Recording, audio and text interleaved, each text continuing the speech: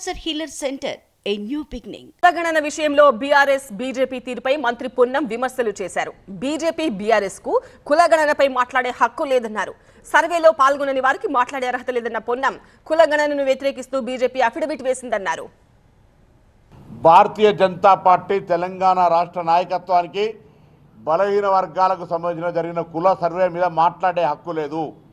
ఎందుకంటే భారతీయ జనతా పార్టీ జాతీయ పార్టీ భారతదేశ ప్రధానమంత్రి నరేంద్ర మోడీ గారు కులగణకు వ్యతిరేకంగా సుప్రీంకోర్టులో అఫిడవిట్ ఇచ్చి కేంద్రంలో అధికారంలో ప్రభుత్వంగా పార్టీగా దీన్ని పూర్తిగా వ్యతిరేకిస్తూ ఉన్నారు.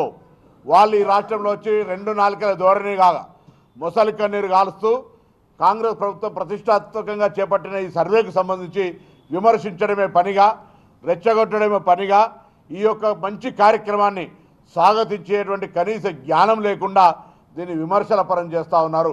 అదేవిధంగా ఇలా టీఆర్ఎస్ పార్టీ కుల సర్వేకు సంబంధించి శాసనసభలో బహిష్కరించారు.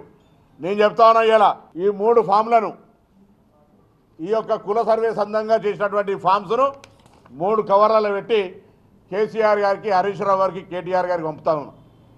మీరు ఇందులో ముందు భాగస్వాములు కానీ దీని మీద మాట్లాడాలంటే సర్వేల మీ సమాచారాన్ని ఇవ్వండి.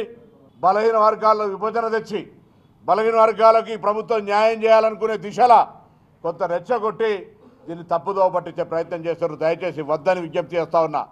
Cancer healer centre a new beginning.